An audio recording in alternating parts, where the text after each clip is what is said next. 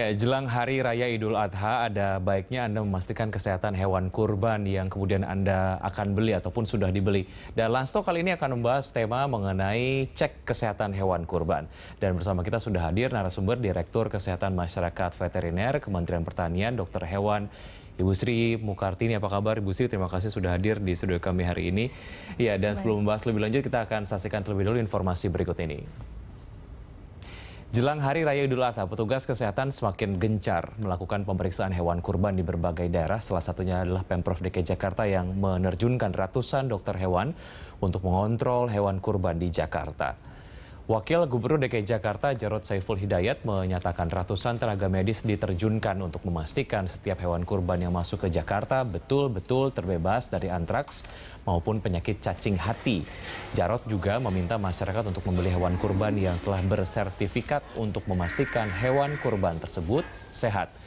Senada dengan Wakil Gubernur DKI Jakarta, Ketua Pengurus Harian Yayasan Lembaga Konsumen Indonesia atau YLKI, Tulus Abadi juga meminta masyarakat membeli hewan kurban yang sudah mendapatkan sertifikat dari dokter hewan.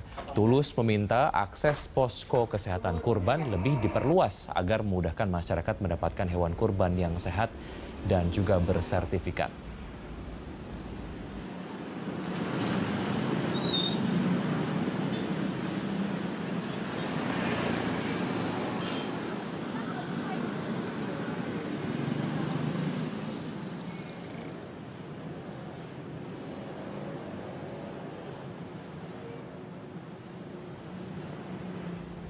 Ya, kita akan langsung membahas topik kita bersama Bu Sri. Bu Sri bicara kemudian soal penyakit hewan kurban yang biasa ditemui. Biasanya penyakitnya apa saja, Bu Sri? Yang patut kita waspadai adalah jangan sampai ada hewan kurban yang menderita antraks karena itu bersifat zoonosis atau bisa menular kepada manusia. Dan juga yang banyak ditemui pada saat pemeriksaan hewan kurban nanti pemeriksaan kesehatan dagingnya adalah cacing hati. Itu yang banyak ditemukan. Itu cacing hati itu bisa ditemukan ketika setelah dipotong gitu ya? Iya. Setelah dipotong, dilakukan pemeriksaan kesehatan daging dan jeroan. Biasanya nanti itu kan harus dilakukan ya, hati kita periksa, nanti secara dipalpasi, kemudian kalau kita ada kecurigaan bisa dilakukan pengirisan, nanti itu akan keluar nanti cacing-cacingnya kalau memang ada.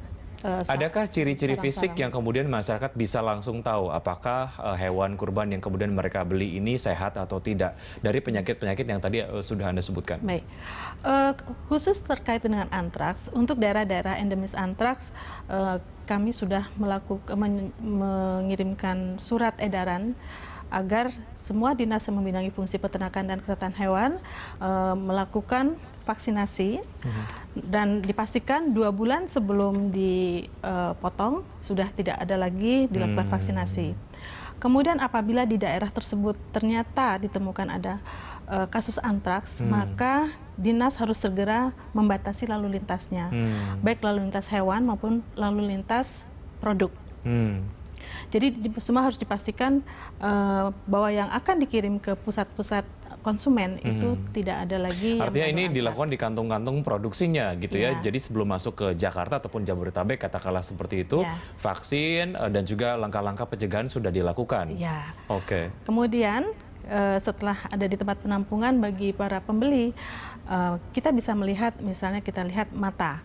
Pertama, dari matanya bersih atau ada kotorannya, kemudian kita lihat bulunya, yang baik adalah bersih dan mengkilat, kemudian maaf lubang anus, kotor atau enggak, kemudian bagaimana dia cara berdirinya, apakah dia berdiri menumpu pada 4 kaki, atau barangkali dia hanya 2 kaki atau pincang, nah kemudian juga bagaimana dia lincah atau enggak.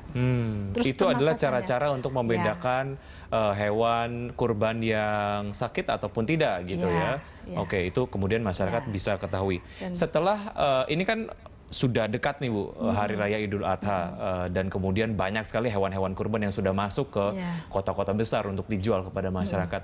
Ada atau tidak hewan-hewan kurban yang sudah masuk ke kota-kota ini gitu ya, seluruh Indonesia katakanlah, yang ternyata lolos gitu loh dari screening yang kemudian sudah dilakukan dari yang proses sebelum masuk ke kota-kota ini? dalam perjalanan sangat dimungkinkan hewan menjadi stres sehingga dia sakit. Tapi saya pikir bukan lagi penyakit-penyakit yang berbahaya. Misalnya dia sakit ya karena kecapean ya. Oleh karena itu memang harus diistirahatkan. Paling tidak minimal 24 jam sebelum disembelih itu harus diistirahatkan dulu. Seperti itu. Kemudian diberi makan dan minum, terutama minum ya. Minum itu dalam jumlah yang tidak terbatas. Nah, kalau ternyata hingga 24 jam sebelum disembelih ternyata hewan masih seperti itu, kan kita periksa ternyata dia suhunya tinggi, kemudian pernafasannya juga tidak normal, maka hewan itu tidak boleh disembelih. Oke, tidak boleh disembelih artinya tidak boleh dijual. Iya. Jika kemudian ditemukan penyakit-penyakit yang seperti tadi Anda sebutkan, yang memang penyakitnya menular kepada manusia gitu ya, dan itu ditemukan ketika sudah masuk kota-kota ini, apa yang dilakukan? Langsung dipulangkan ke kantung produksinya atau apa, Bu Sri? Iya. Kalau ternyata penyakit antraks misalnya, tentu kita harus segera isolasi dan itu harus segera diobati. Tapi tidak boleh dicampur dengan ternak yang lain yang sehat. Oke, sejauh ini ditemukan yang antraks? Sejauh ini kami belum menerima laporan adanya ternak-ternak yang positif antraks yang masuk ke DKI.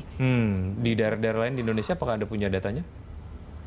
Hanya data terakhir kemarin yang kami peroleh itu di Jawa Timur, tapi sudah bisa dikendalikan, dan di Sulawesi Selatan. Oke, apakah sudah ada jaminan ketika misalnya hewan yang terdeteksi ada antraksnya gitu ya, ada jaminan itu tidak dijual di Idul Adha tahun ini? Pasti. Seperti apa pengawasannya, Bu Sri? Oke, jadi sebelum dilalu lintaskan, hewan harus mendapat sertifikat kesehatan hewan dari daerah asal, dari Dinas Peternakan dan Kesehatan Hewan di daerah asal. Sebelum diterbitkan sertifikat tentunya sudah dilakukan pemeriksaan ya, kesehatannya seperti apa. Hanya hewan-hewan yang punya namanya SKKH, itu yang bisa dilalu lintaskan. Oke. Seperti itu. Ya, ini penting kemudian ditanyakan karena mengingat kebutuhan masyarakat terhadap hewan kurban sangat tinggi dan dari penjual juga melihat ini adalah sebagai masa panen gitu ya. Misalnya ada satu hewan yang dibilang bahwa tidak bisa dijual, mungkin peternak berpikir bahwa ini takutnya saya merasa rugi dan lain sebagainya. Artinya betul-betul yang tidak lolos kualifikasi gitulah ya. Itu betul-betul tidak bisa masuk ke pasaran. Tidak bisa. Dan biasanya juga penjual mereka juga sudah sangat aware ya, karena kan mahal ya Pak ya. Jadi dia pasti akan berusaha sekali untuk memperoleh sertifikat SKKH tadi dari dinas. Proses sertifikasi dan bisa dilihat atau tidak sertifikatnya oleh masyarakat gitu ya untuk menjamin bahwa hewan yang akan mereka beli betul-betul sehat atau tidak. Kita akan bahas usai jeda, Bu Sri, kami akan segera kembali.